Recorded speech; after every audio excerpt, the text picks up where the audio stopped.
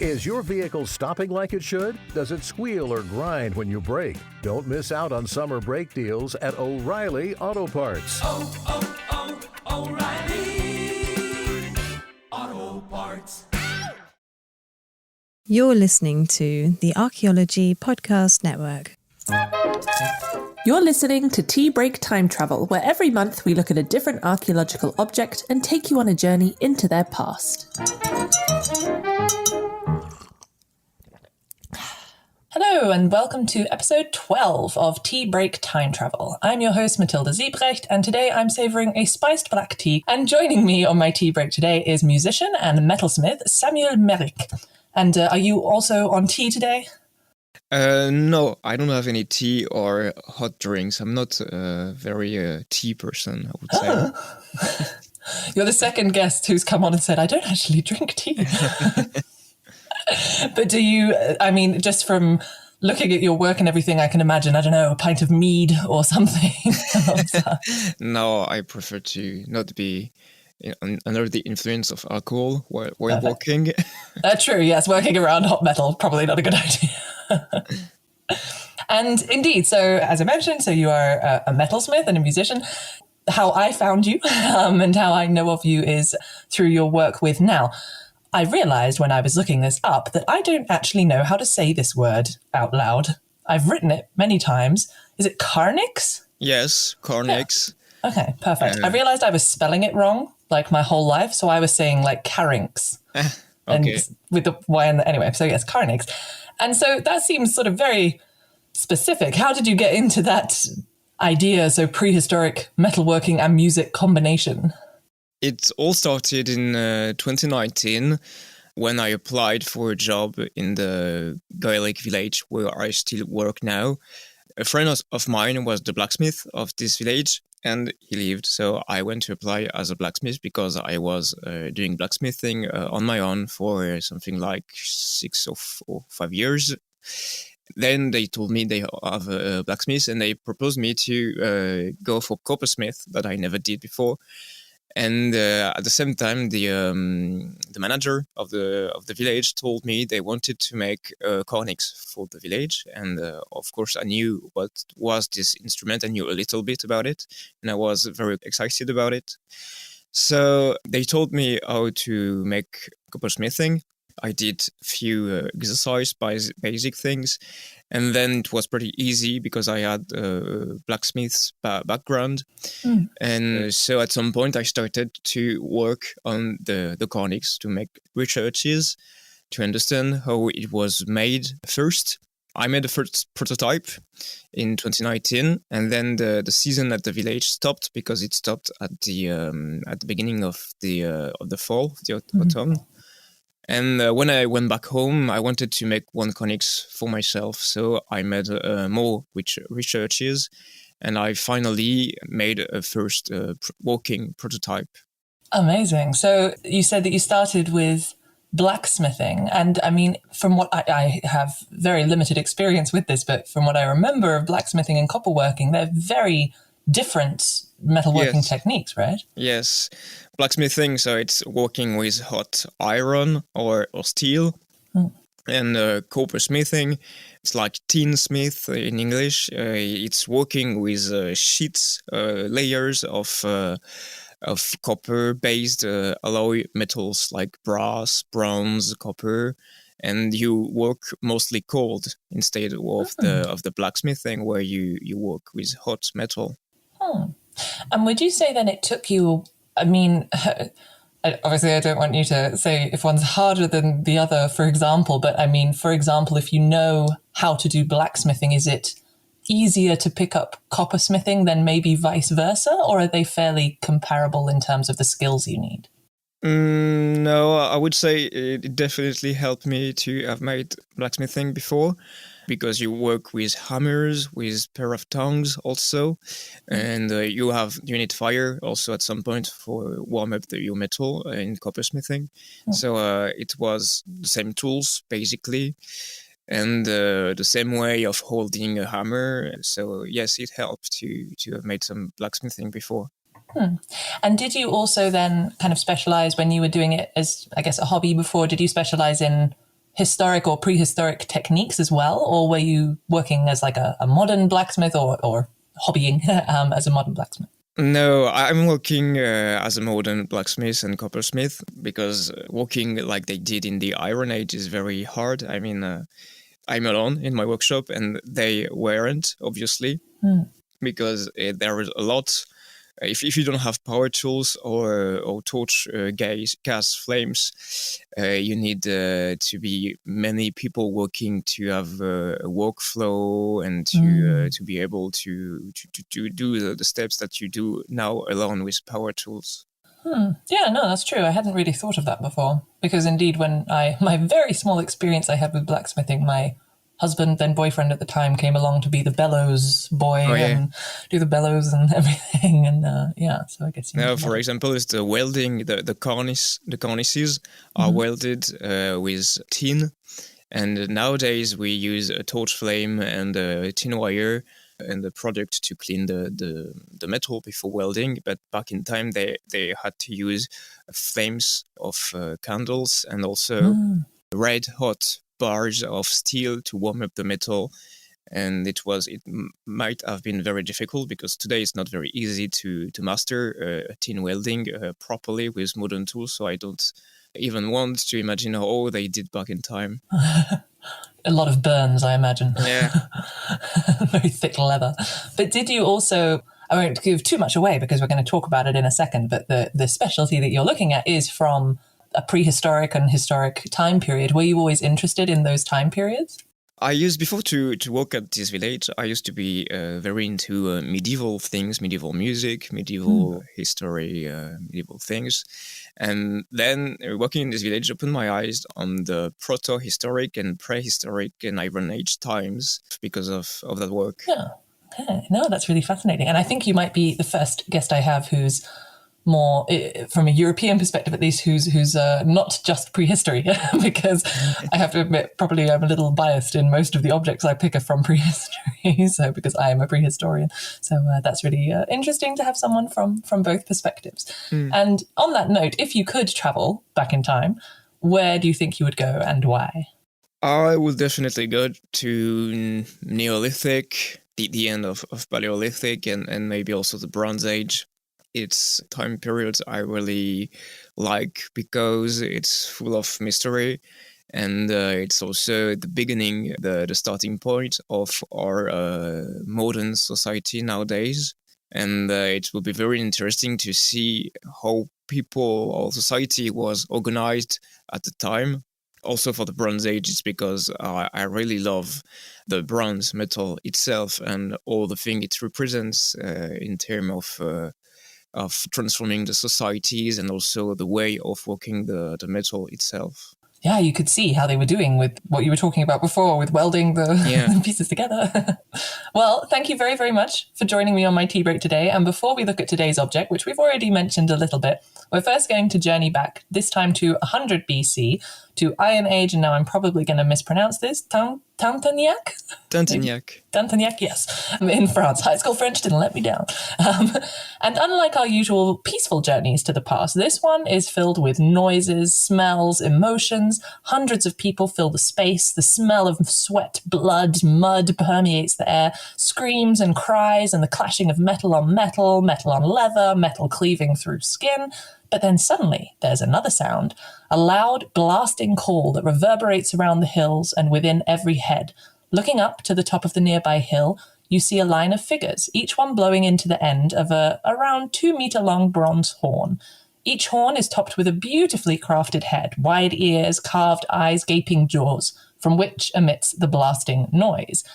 And that's what we're looking at today, which is, indeed, as I've recently discovered, a carnyx, not a carnyx. And we'll get into the details soon, but first I always like to have a look at the most asked questions on the internet, and this is when I realized I've been spelling it wrong, because I was looking up carnyx and nothing was coming up, and I was going, how is this possible? Surely something exists on Google about the carnyx, and then I realized, oh wait, it's not, it's the carnyx. So anyway, here are the questions. So the first question was, what does a carnyx sound like? Which, Samuel, as you have created, I guess, several replicas at this point, you'll have a good idea of this. So what does a carnyx sound like? Yeah, actually, I can play it for you right now if you want. Oh, amazing.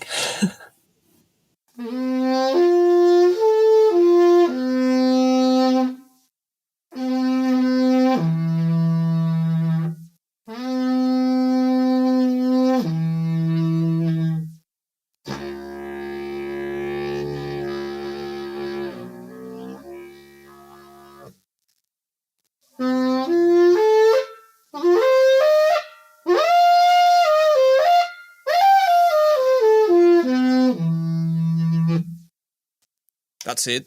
Oh, very cool. Thank you so much for playing that. I admit I didn't even think to ask you to play it. So thank you for offering. So you have high notes and low notes. The low notes are like a bit like a didgeridoo. Mm-hmm. And then you have these high notes, like which are a bit like a trombone, I would say, or a modern brass instrument. Mm-hmm. And actually, this relates to the second question, which is, how does a carnyx work? Because I was also curious about this. So I play the French horn. So I'm familiar with that kind of mouthpiece. And I guess it's similar because carnyx don't have finger holes or anything like that, right? Mm-hmm. No, it's a natural horn, what I would say. So you don't have any holes or keys to play the note. It's all by the power of your breathing and the shape of your lips.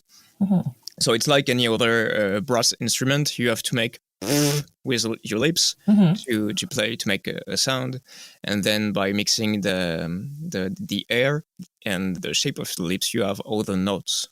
Amazing. And also, what it is very interesting on the mouthpiece of the carnyx is that it is flat. On most of the modern brass instruments, you have some kind of little cup where you put your lips, but on the carnyx's mouthpieces, it's flat. You don't have any cup, so that makes the sound less middly. It removes some middles in the audio frequencies. Okay, I'm trying to imagine how I would play that. I'm trying to think, because I have a horn that I got in some antique market somewhere, which it's not completely flat, but indeed it's got a very wide and flat rim to it, which makes it very difficult for me to play, at least, because I'm used to the little French horn ones. Oh, interesting. Oh, amazing. Yeah, very cool. Well, we'll talk about that a little bit more in a sec because we're going to go into more detail. Okay. But the last question from our lovely audience on Google search is, are carnyx animals? I guess by this they mean the kind of design of it. Well, it certainly has animal head on the top. The word carnyx itself refers to these animals, because the word carnyx is a Greek word that comes from northern Africa. In French, it has the same etymology as carnassier, carnivore, carnivorous, and so it refers to this animal. Okay, so it's not necessarily a particular kind of animal, it's more a sort of type. Yeah, actually all the carnyxes found in the ground are wild boar, except one in Titiniac, which is a snake, and the archaeologists think it might be a snake with goat horns, but the goat horns were never found because the snake with goat head is a very common figure in Celtic mythology. Interesting. Do you replicate the same kind of design each time, or do you base it on a design but it's your own design, or how does that work? I always make the same head and the same carnyx. I base my work on the discovery of Tintiniac. In this discovery, there is 6 carnyxes found, and it's something like 4 or 5 different heads. I don't remember exactly. So I picked one head and I picked one pair of ears, but we don't know if that ear were linked to that head. And also I picked one crest, but we don't know if that crest belonged to the same head and ears carnyx. Because most of the time, if you type carnyx Tintignac in Google, you'll see one carnyx. It's the biggest one, and that one is very famous, but that one is very well made by older coppersmiths. So I decided to make another one that was not made based on the discovery of Tintignac. Okay, interesting. And that's really interesting then, that they wouldn't have necessarily all been the same. Like they would have all potentially been different mixes. No, it's different heads every time. Huh, interesting. As I said, it's most of the time it's a wild boar, but it's very different, stylized, and very in a Gaulish, in a Celtic style. So it's very with weird shapes. And how many of the kind of archaeological pieces have you looked at? Would you say it would be each design is from a different coppersmith, or could it be that the same coppersmith is making variations with each replica based on your own experience as well? It's interesting. It's very interesting, but very few heads were found by archaeologists, head of carnyx. Mostly so in France, in Tintignac, 6 heads, but 2 or 3 of them are not full.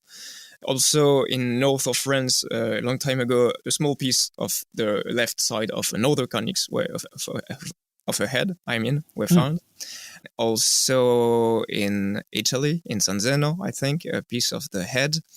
And they are all kind of similar in style, but different from each other.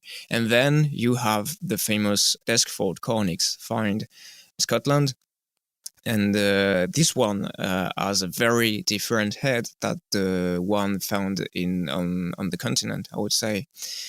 So, of course, every carnyces found nowadays were made by different crafters because they are very spaced in time. The carnyx in Tintignac, I think, belongs to the 1st century BC, but the other ones in the other parts of Europe are older or younger. So they were made by different people, but you can see some kind of same style in it. But that's for the carnyx of Deskford. It's a very different style in it. Is that the one where I'm just thinking of Brave, the Pixar film, and there's like a carnyx I don't know about in it. That one? Well, and it's got like a tongue that yes, a wooden wiggles? tongue. Yeah. I found that It's fascinating. way more round. Yeah, and it's got like big eyes, the kind of round eyes. Yes. Yeah, I think I know the one. Hey everybody, Chris Webster here to talk about one of the latest supporters to the Archaeology Podcast Network, The Motley Fool. Now, I've been investing in the stock market through various applications for a few years now, and everybody who's listening to this can benefit from that sort of investment for the long-term financial planning. And also, I know the hosts of these podcasts can benefit because as archaeologists, like none of us get retirement. We all have to kind of fend for ourselves. So investing in the stock market is a good idea, but not everybody can do it. And look, we get it. The market is complicated and confusing, and to many of us, it simply doesn't make sense. In fact, where do you even start? Take all of the guesswork out of it with the Motley Fool Stock Advisor. The Motley Fool has been around for over 25 years and has been spot on in recommending some of the world's most important companies before they hit the big time.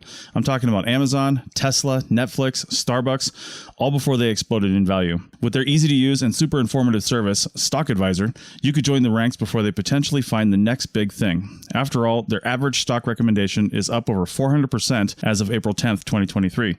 And no need to be intimidated by financial jargon or market complexities. As the name suggests, these guys don't take themselves too seriously. Now, finances, that's a different story. Their friendly and relaxed approach has helped over 700,000 people move closer to financial independence, all while beating the market and having fun. New members can access Stock Advisor for only $89 for their first year, a full $110 off the full list price. Don't sit on the sidelines and think about what could have happened. Visit fool.com/APN to start your investing journey today. That's $110 discount off of $199 per year list price. Membership will renew annually at the then current list price. So again, check the link in the show notes of this episode. Back to school savings are officially in session at Tanger Outlets. Shop the latest school styles with an extra 25% off during Tanger Style, our biggest sale of the season, now through August 25th. Plan your trip at tanger.com. So on which note, let us move on to the next section. So we do know a bit more about the carnyx. Thank you, Google Search, and thank you, Samuel.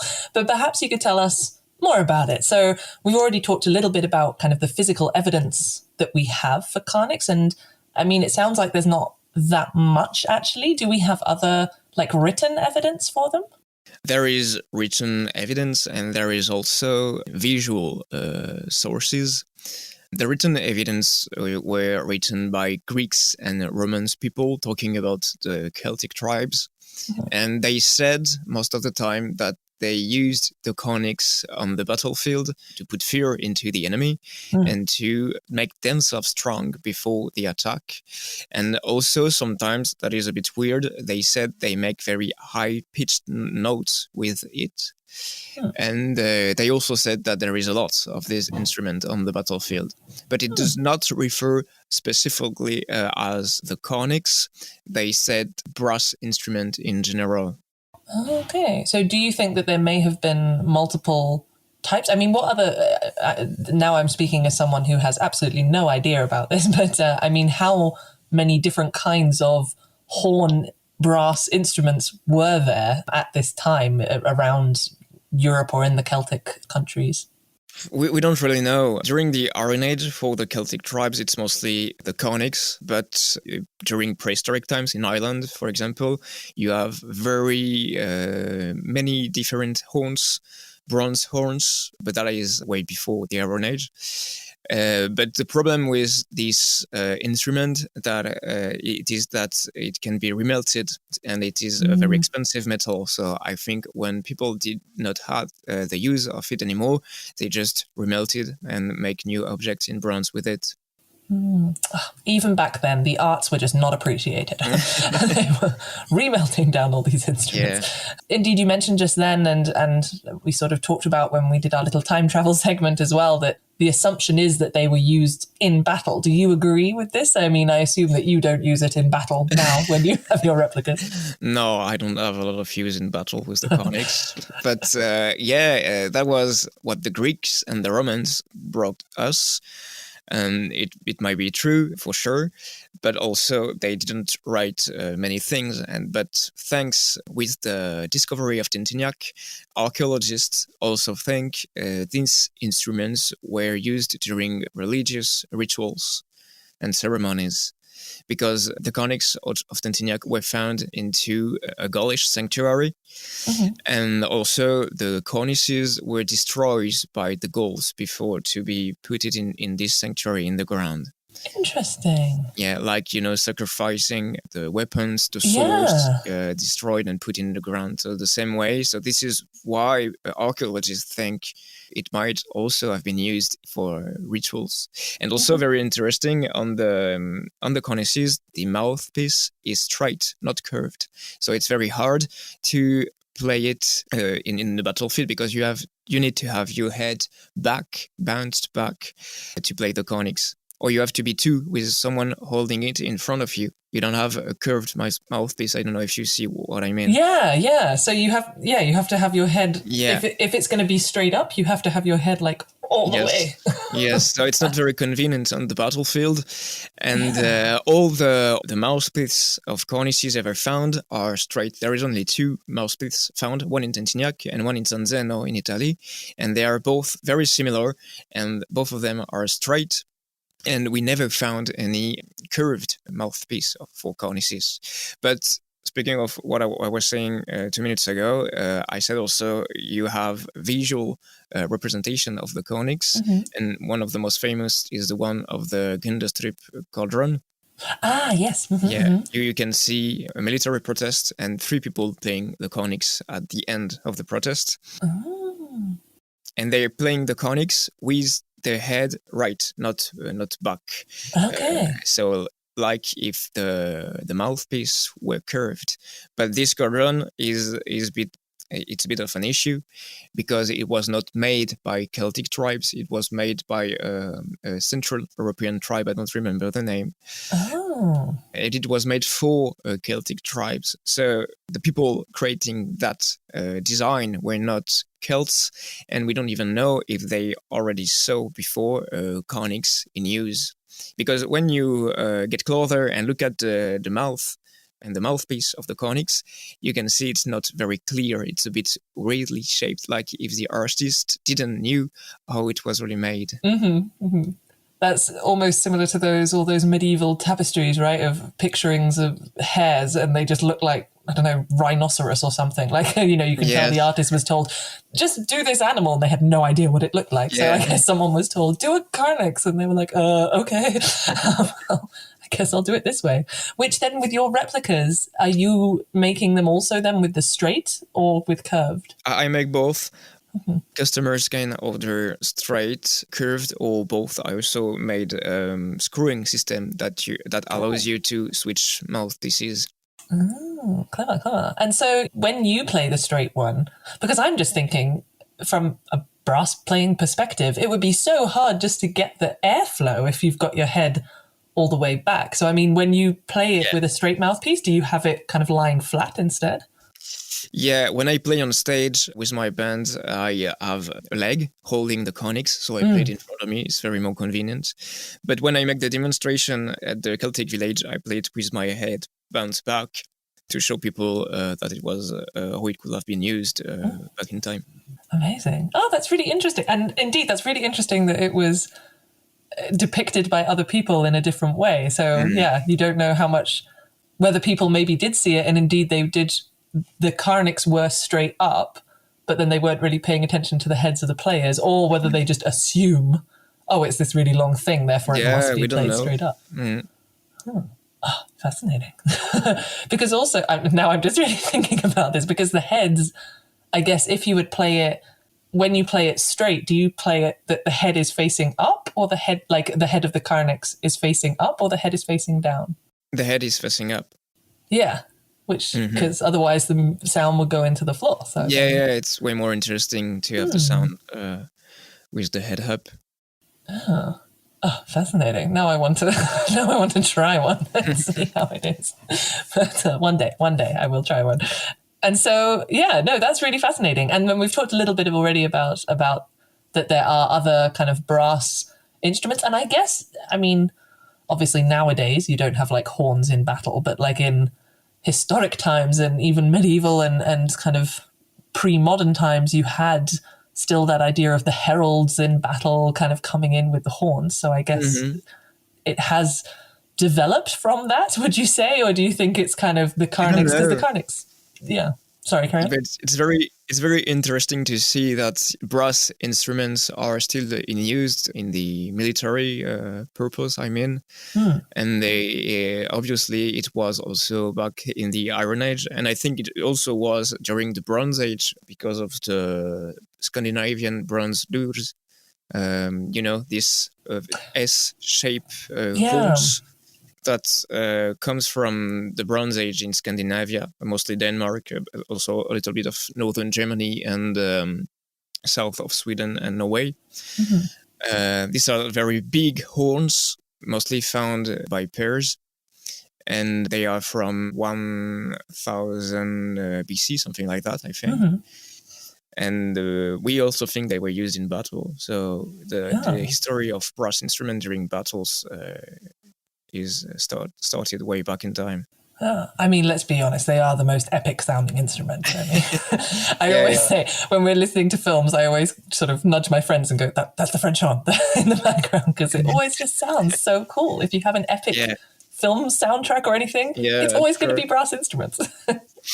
And you also have to think that back in time the word was very more silent, so having this kind of sound were really extraordinary. True. Yeah. It would have been frightening. Yeah, to have that loud, and especially, I mean, out on a battlefield. But even if you were in any kind of inside or kind of echoing area, it would have been even more so. Yeah, fascinating. Oh, amazing. So, because the carnyx is indeed associated, as you mentioned before, with kind of Celtic peoples, and this idea that you said as well before, with the style and the design is very much kind of Celtic style as well, with the animal heads, the boar head or the snake or that kind of thing on the top. Do we see that? So instruments with animal heads on them or that kind of thing progress after the kind of end of the Celtic, I don't know what you would call it. It's not really the end of the Celtic culture, but when it kind of moves on and progresses in time, do we see that continue, or is it limited to the sort of early Celtic peoples? So do you mean, do we see an evolution of the carnyx in time? Yeah, I guess that's an easier way to say, say what I was just saying in about 27 words. No, I don't think so. I don't have in mind any other kind of horns with animal head at the top. I don't think I came across that, except for the cornices.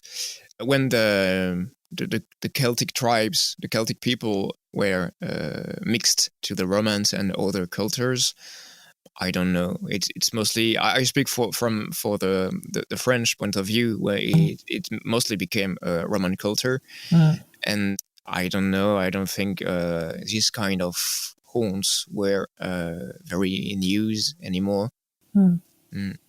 Which is such a shame because they're so cool. Yeah, you would think. I mean, do you think that maybe they were just, I don't know, the Romans or the next people who came and were conquering just sort of thought, nope, this isn't in line with what we think. I don't know. Why do you think they stopped being used?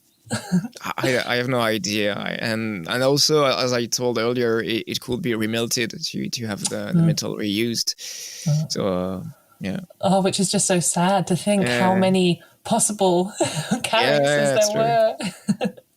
But no, I find that really interesting. I also always find it interesting. I mean, I use the term Celtic in this podcast, but that term in itself is very problematic, I guess, because there's so much diversity within it. And indeed, like you said, they were kind of mixed in through all these things. But it is interesting that you do have objects like the carnyx, which are kind of, they can be associated with that concept, I guess, the Celtic concept, which is always interesting.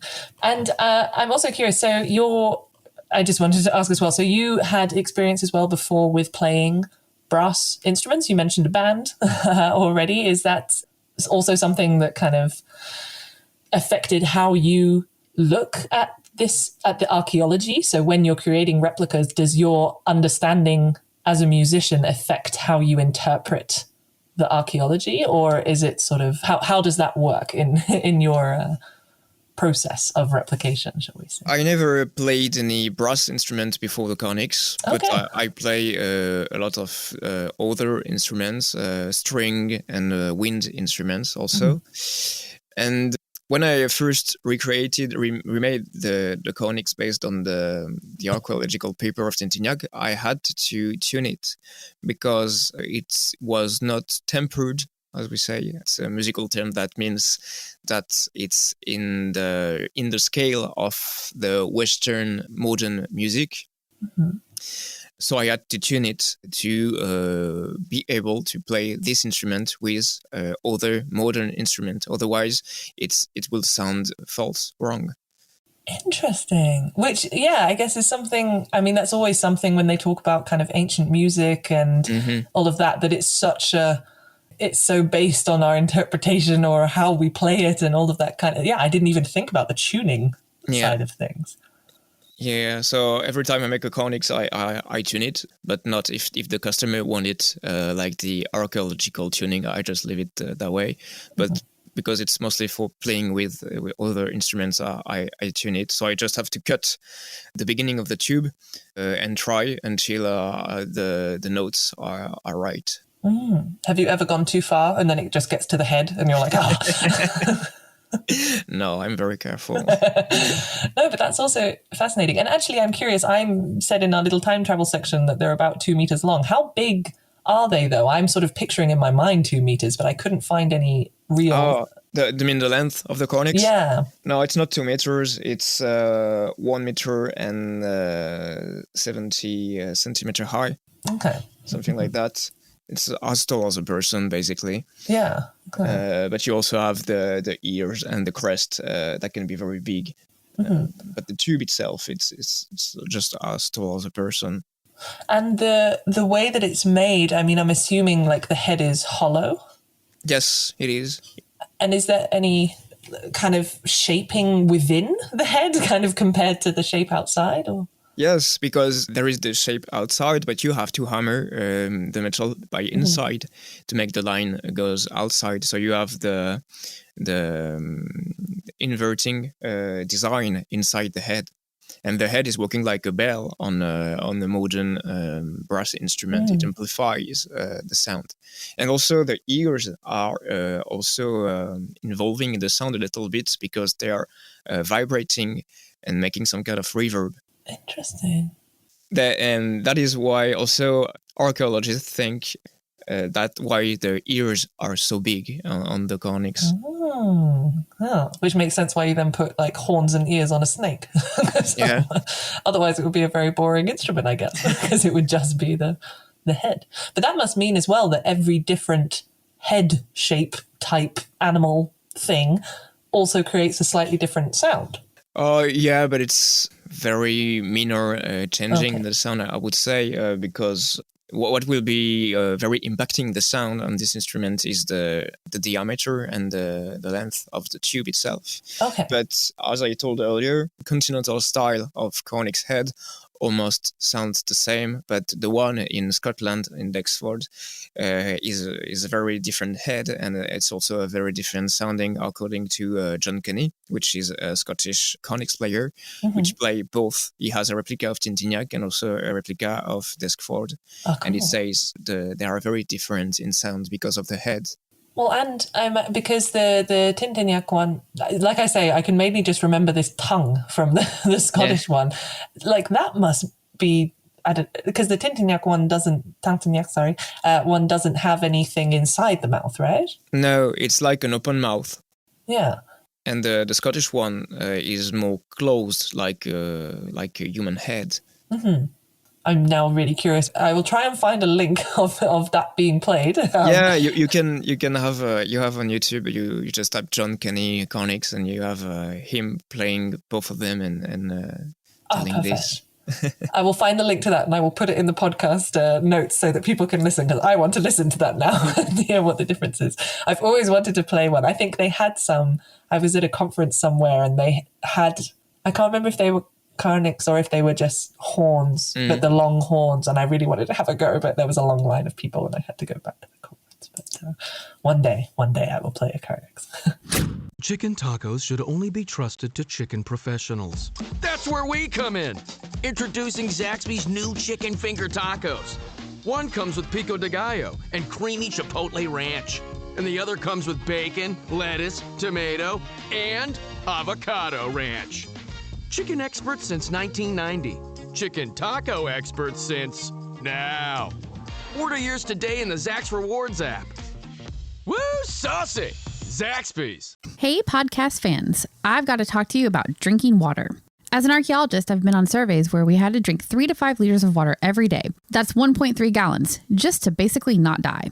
Sometimes that water just doesn't hydrate you as quickly as you're using it. That's why we've partnered with Liquid IV. The small packets make it easy to take one with you to work out, or on any adventure. I like the strawberry lemonade and lemon lime ones the best. Just put 1 stick of Liquid IV into 16 ounces of water and get hydrated 2 times faster than with just water alone. And now with our partnership, you can get 20% off when you go to liquidiv.com and use the code TBreakTimeTravel at checkout. That's 20% off anything you order when you shop Better Hydration Today using promo code TBreakTimeTravel at liquidiv.com.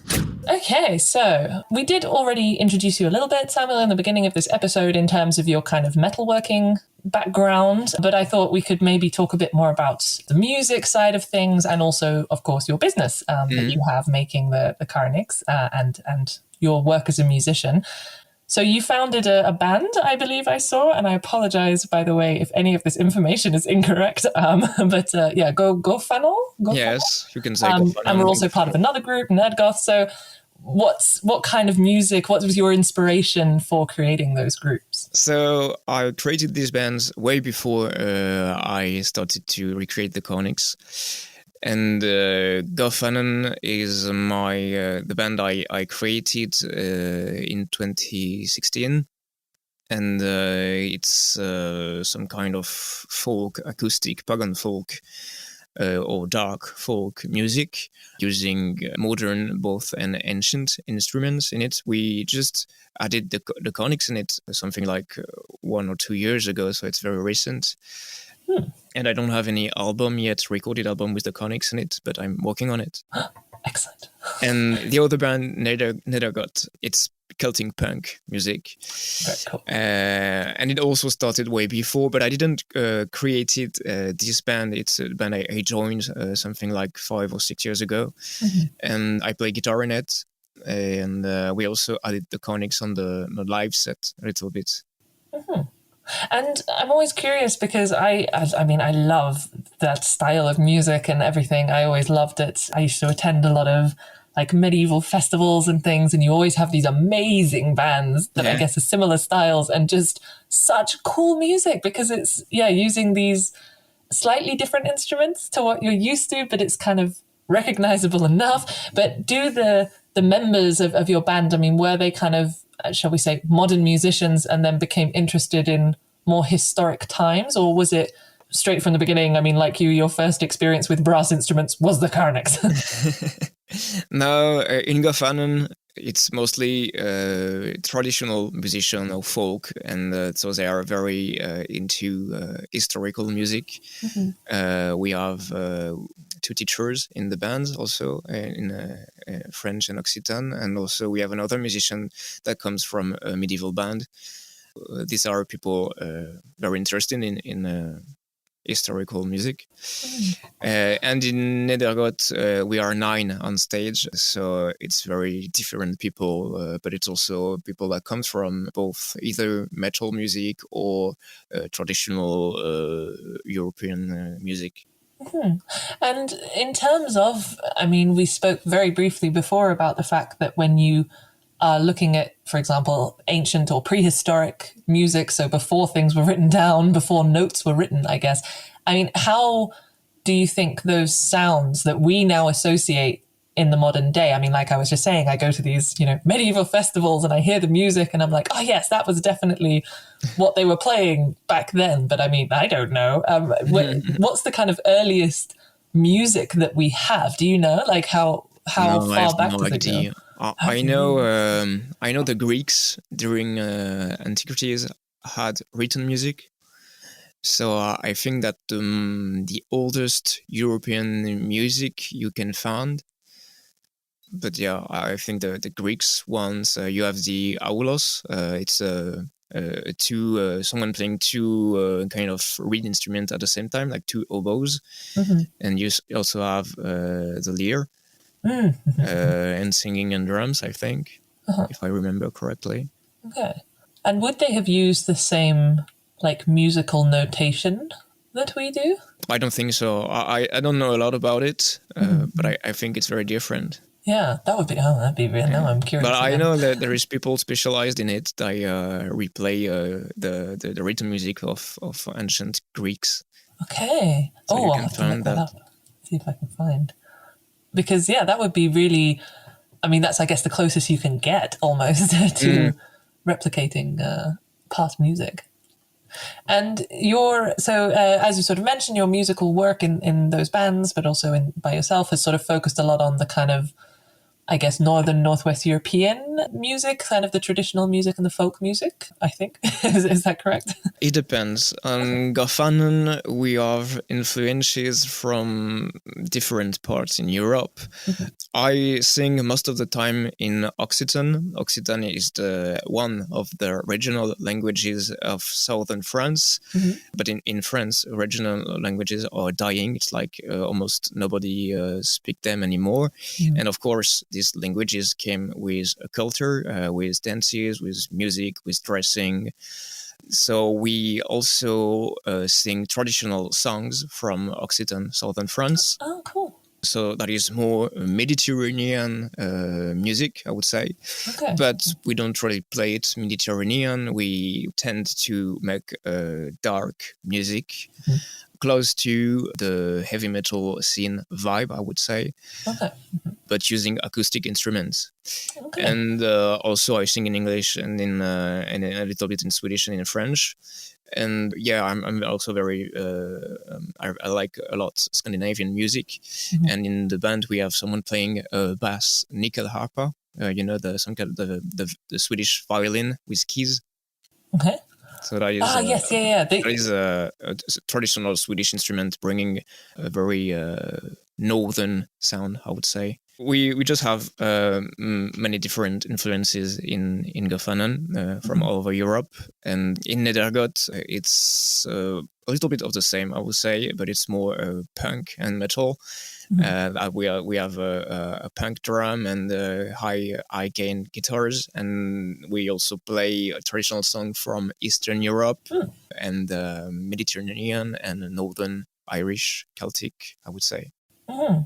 No, I always find it. So I was trying to research the history of drums the other day, slightly unrelated, and I found it really interesting how the kind of earliest evidence for drums that we have come from all these different parts of the world. And even though they're the same basic instrument, it's slightly different in each part. So I'm always curious with people who work with kind of historic music, sort of how much international influence as well there would have been. Or, I mean, do you think there would have been more interaction between different, I don't know, musical cultures, shall we say, like back in the past? I don't really know. We know for sure people still from also already in prehistoric times people were traveling a lot, and there is there is instrument found in Europe. I'm thinking about the rhombe. I don't know the English name of it. In French, is rhombe. It's a piece of wood or bone flat attached to a rope. That you swing around. Yeah, you turn it. Yeah. It makes some kind of motor sound. Yes, yeah, which is very popular in Australia, right? Yeah, it's very popular in Australia. It's still used, and it was also found the same instrument in a cave in Germany, something like 20,000 years BC or something like that. Amazing. The first German, backpacker had gone off to Australia, done his year abroad, brought back what are they called? We found similarities, instruments like that, a bit everywhere. Like also the Jew harp traveled a lot from Asia to Europe. That's the one you have in your mouth between your teeth. And it's in metal. It can also be in wood. Which I hate playing. I have one here. It's that one. Very cool. So that was sort of found everywhere as well. Yeah. We know this instrument traveled a lot. It's found in Europe, in Asia, in southern Asia, close to Australia also. Interesting. So there definitely was a lot of interaction, which makes sense because it's a very international language, I guess. Yeah. Music, one of the few. And I happened to notice when I was looking on your Instagram, and I think it is something that would be interesting to mention, that you very specifically state that you do not welcome neo-Nazis, fascists, or nationalists. And I remember speaking to other friends who, for example, are very heavily involved in Viking reenactment or that kind of thing. They have similar issues, that there's kind of that overlap a lot of the time with those groups and that kind of time period. Do you have a big problem with these groups because of your focus? I don't have a lot. I don't know if it's because I said I won't want them in my Instagram. Maybe I hope so. But it's the problem when you are speaking about European history and mostly white European history, you will attract this kind of people. And I don't want them to use my work, to suit their needs or their fantasies. So this is why I specifically say that they are not welcome. And they used to message me sometimes, these kind of people, and now actually I would say a bit less. I mean, you have made it very clear. They are unwelcome. But indeed, I always think that's such a shame that you have, I don't know, that indeed these parts, it's very specific parts of history and that are so sensitive now. Like you can't always be as passionate about it necessarily as you want to, because people might assume the wrong thing as well. And which is, but no, I was, it was mainly just, I was really interested that it was so specific. I wondered if you'd had any particular problems.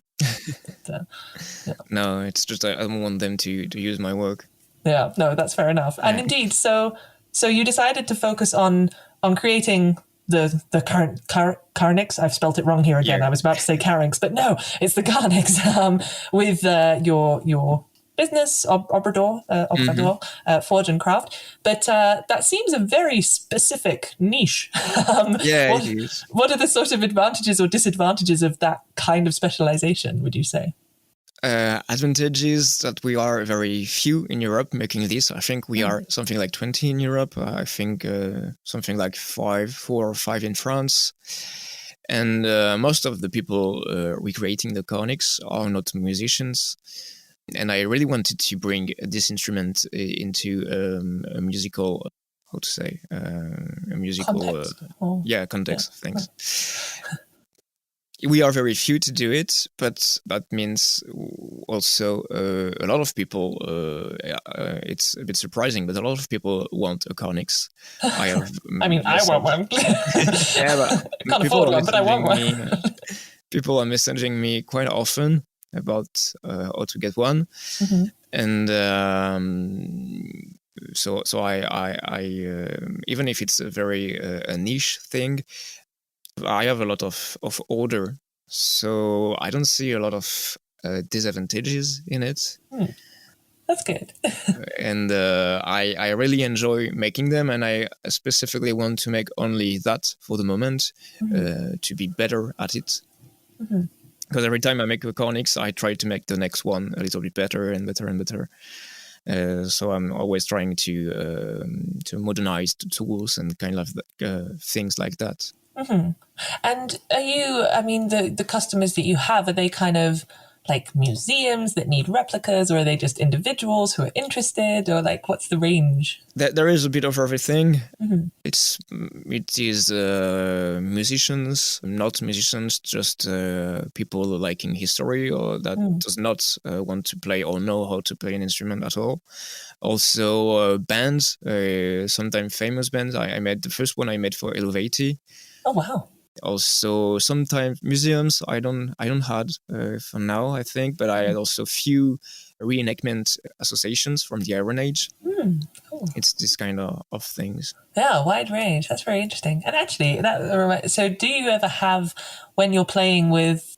I don't know how. I guess with Corona, the COVID, maybe you haven't had as many concerts in the last couple of years. But have you played at kind of concerts with your carnyx as well? Yes. Yeah, with my band in Goffenen and in Nedergat, we played during, I would say, the past 2 years or year and a half when the COVID started to end. Okay, and did you then have people kind of knowing what the carnyx was, or did you get a lot of questions about it? It brings a lot of questions from the audience. Yeah. Before the show mostly, and it depends where we play. When we play into some kind of medieval historical festival, people are a bit aware of. They're like, whatever. They've got a carnyx. But who doesn't? the context. It's people mostly don't know.